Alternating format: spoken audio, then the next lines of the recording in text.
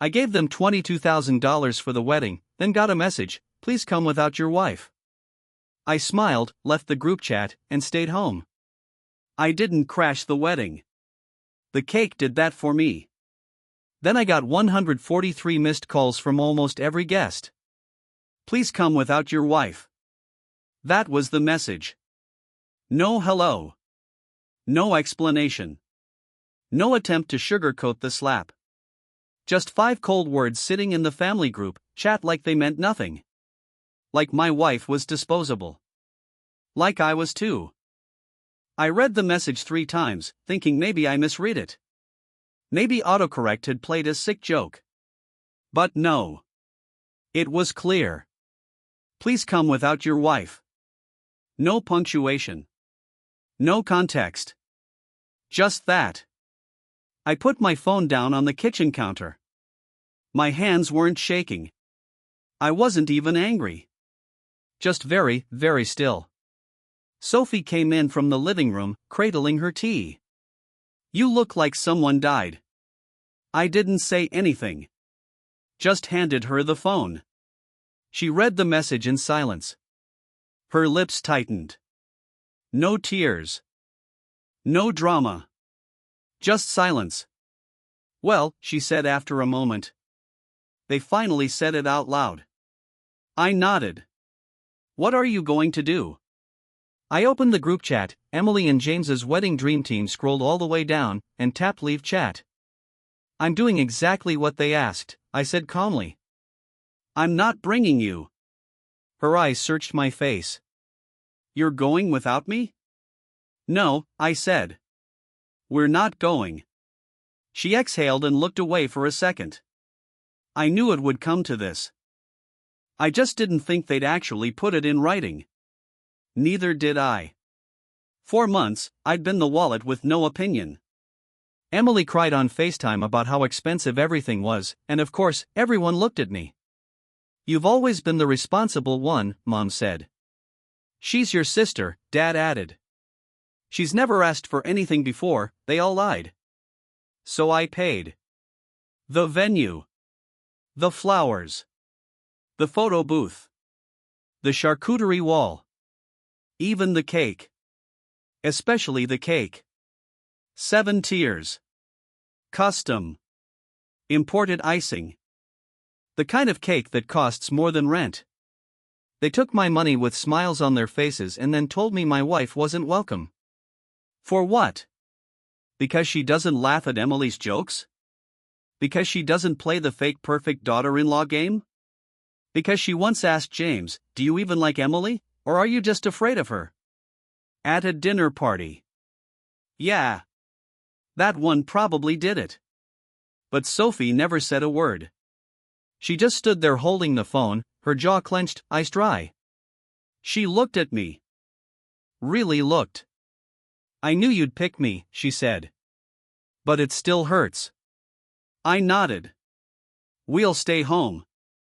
Then I smiled. But I'm still contributing to the wedding. She raised an eyebrow. You already gave him 22 grand. I did. I said. But there's one item I quietly revised.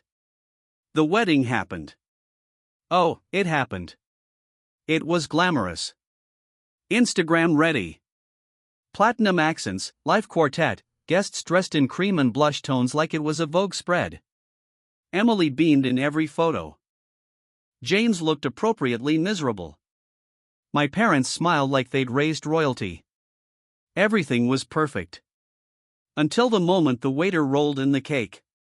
And that's when it started. The calls. 1. Then 3. Then 20. Then 75 missed calls. All in the span of 2 hours. From Mom. From Emily. From James. Even Aunt Linda, who once called me cheap for bringing store-bought wine to Christmas. I didn't pick up. I just sat on the couch, poured myself a drink, clinked it lightly against Sophie's glass, and said, Happy wedding day, Emily. $22,000, I muttered, scrolling through my app again. Sophie looked up from her laptop, still checking. I turned the screen toward her, just making sure I actually paid for all this delusion. The final invoice from Le Chateau Weddings and Events was still sitting in my inbox. $22,480. That didn't include the extra $350 for the emergency peony rescheduling or the veil styling technician Emily had to have because the first one gave off energy. I had paid for everything. And the deeper I thought about it, the more furious I got, not because of the money, but because of how easy it was for them to take it. It didn't start with the wedding. No, this started years ago. The moment I got a decent job after college, my parents slid me into the responsible one category, which in our family meant banker, fixer, therapist, mover, accountant, and sometimes babysitter. And Emily? Emily was the sensitive one, which meant manipulator, professional victim, and black belt in crocodile tears. You're the stable one, Deborah always said, like it was a compliment. Emily's not built like you, Robert added. She's more emotional. Right. It always came down to emotion with her. Like the time she wrecked her car because she couldn't stop texting while driving, then swore it was the sun in her eyes. I ended up footing the deductible without a second thought. Or that stretch when she got canned over creative differences, and I covered her rent for 4 straight months while she figured things out. Then came her grand idea to launch a business, her own little empire, she said. In reality, I built her Etsy store from scratch and paid out of pocket for a bunch of ridiculously overpriced wine glasses she'd glued rhinestones onto by hand. Every time she tripped up, I caught her. And every time I caught her, the falls just got worse.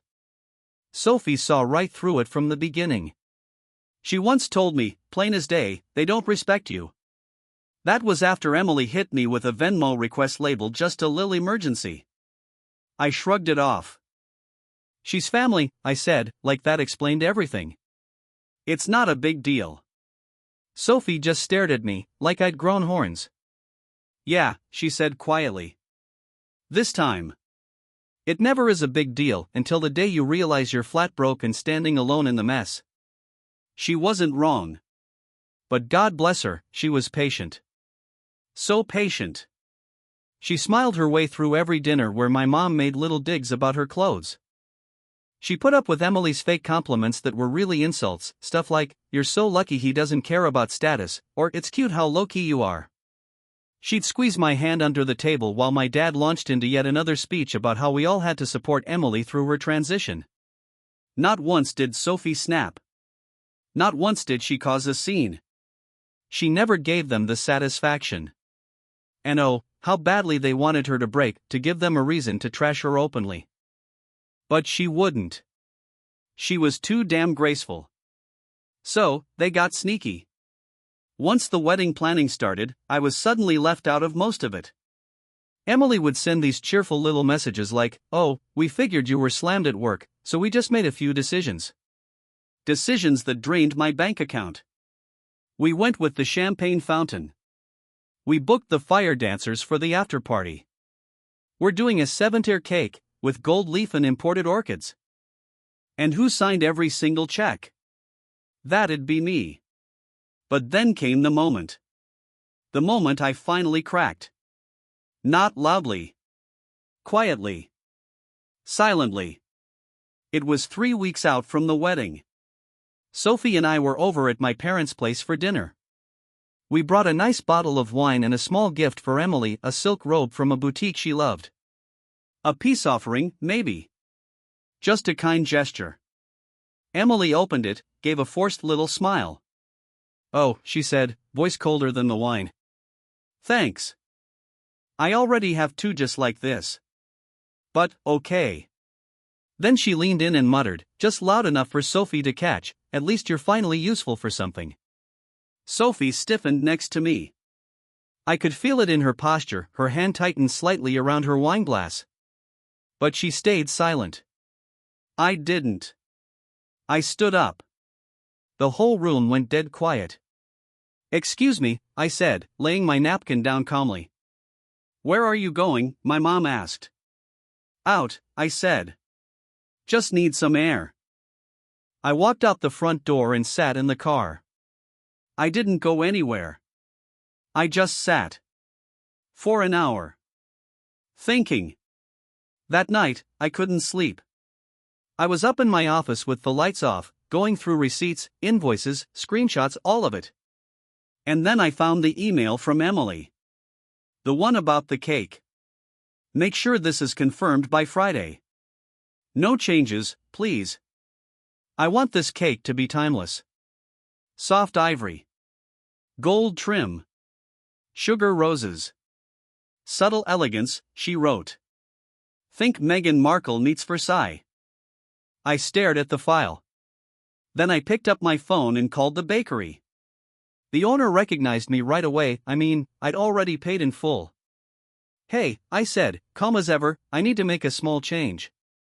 I didn't say a word to Sophie. Not until the night before the wedding, when she caught me smirking into a glass of bourbon. What did you do? She asked, giving me that suspicious look. I raised a brow. Who says I did anything? You only smile like that when you're hiding something spicy, she said. I laughed under my breath, kissed her forehead. Let's just say, tomorrow's dessert won't be forgettable.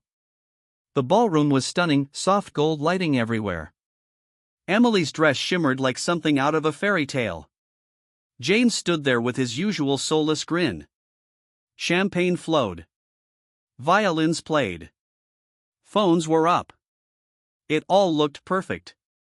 Too perfect.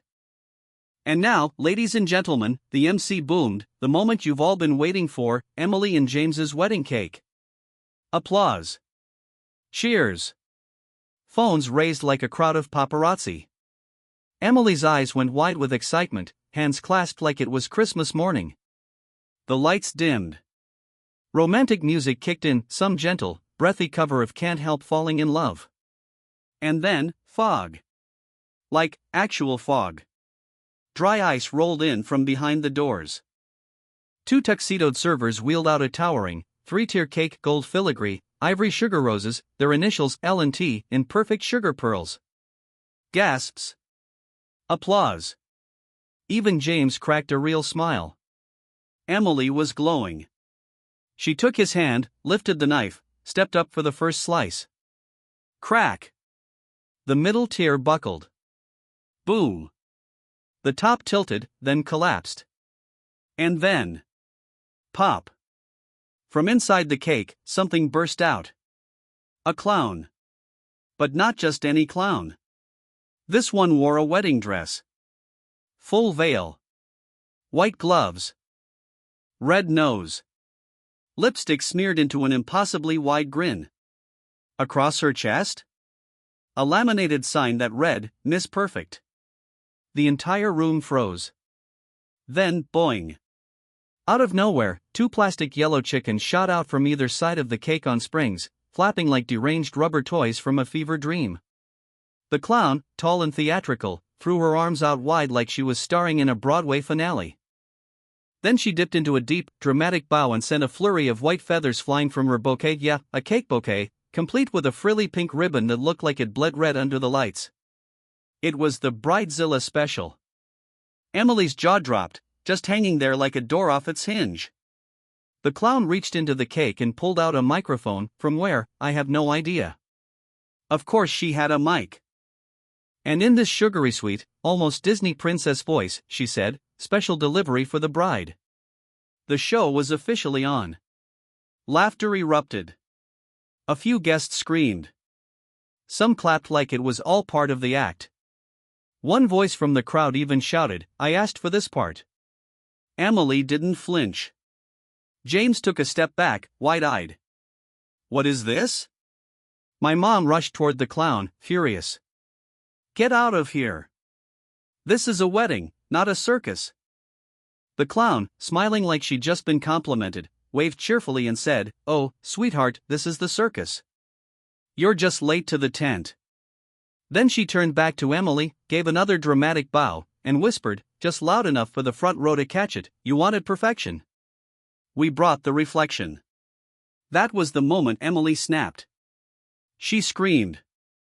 Get her out of here. This isn't funny. Who did this? But the clown was already moonwalking, yes, moonwalking, toward the exit. At the back of the room, she spun around, winked right into someone's phone camera, and beamed. "Bye, Emily. You're the star now." Then she vanished into the fog. Somewhere out there, the internet was already doing its thing. A hashtag was born, #clowncake. It was trending before midnight. I didn't even have to turn on the news. Sophie showed me the livestream footage that one of the guests had posted.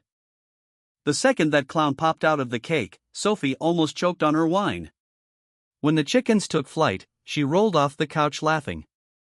And when the feathers started raining down, she wiped a tear and whispered, "You're an artist." I raised my glass to the screen. "Happy wedding day, Emily." The day after was too quiet. I woke up to sunlight hitting my face just right and the smell of fresh coffee drifting in from the kitchen. For a brief moment, it felt like a peaceful Sunday. Then I picked up my phone. 143 missed calls.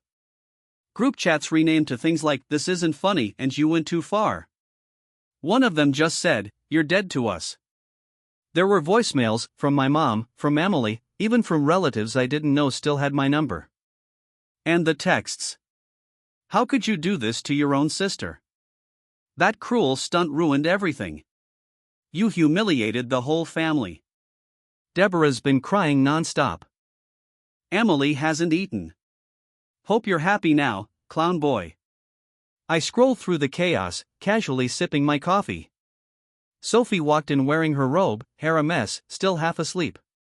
"Anything fun this morning?" I handed her the phone.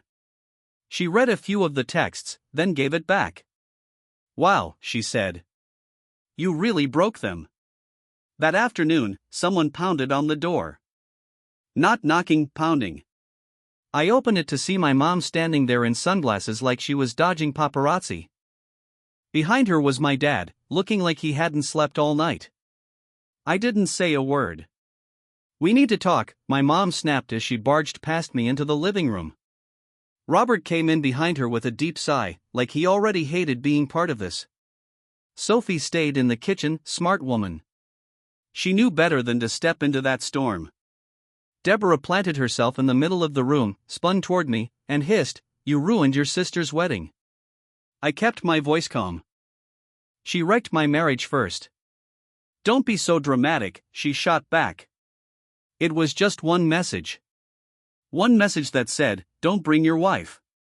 Silence. "You humiliated her in front of 200 people, she said. There was a clown." "Yeah," I replied. "There was." "She hasn't come out of her room in 24 hours, Robert added, as if that should mean something to me. "She might be traumatized," Deborah said. "There are videos all over the internet."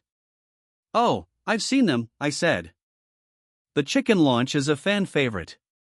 Her eyes narrowed like knives. "You think this is funny?" "I think it's poetic." That was it, she lost it. "You're a bitter, resentful little boy who can't stand to see his sister happy." I stood up. "And you're a mother who raised her daughter to think love means control, and money means silence." Robert stepped in, trying to de-escalate. "That's enough." "No," I said, my voice steady. "We're just getting started." They tried to interrupt, but I kept going. "My whole life, I've paid the price, quietly, because that's how you taught me. Keep your mouth shut. Be helpful. Be useful. I watched Emily tear down everything I loved, and you didn't lift a finger. You smiled and called it family." I looked her straight in the eye. My voice was cold. "Well, now, it's my turn to smile." Deborah looked like she might explode. Instead, she spun around sharply. "You're not part of this family anymore." Then, without another word, she stormed out. Robert paused, looking at me for a moment. "I didn't know about the message," he murmured softly. "But you didn't stop it, either," I shot back. He gave a brief nod, then followed her out. The door clicked shut behind him. And then, silence. By Monday, the wedding clown video had racked up 3 million views on TikTok. By Tuesday, remixes started popping up. By Wednesday, BuzzFeed had posted an article, "Bride Gets Clowned at Her Own Wedding," literally. Emily deactivated all her accounts after that. James checked out of the honeymoon suite early. Some said he moved in with his cousin. Others whispered that he'd left the city altogether. I didn't care. I was finally getting some sleep again. But the real twist came on Friday. I was out running errands when Sophie called me. "Babe," she said, her voice low. "You need to come home. Now." I rushed back. She was in the kitchen, holding a manila envelope. This came. Hand delivered. No return address. I opened it up. Inside was just one piece of paper. Printed in bold letters. "You thought you were the only one she used." Attached was a USB drive, clipped to the paper. I plugged it into my laptop. There was only one folder on it. Inside were screenshots, bank transfers, text messages, audio recordings. All between Emily and our cousin Ethan. Turns out, my clown cake wasn't the only performance she'd been starring in. She had 2 weddings lined up. Mine, the public spectacle. And Ethan's, the secret one. He'd been supporting her second life for nearly 6 months. Their last conversation? The night before the wedding. "Emily, don't worry, baby. This is just optics," she'd told him.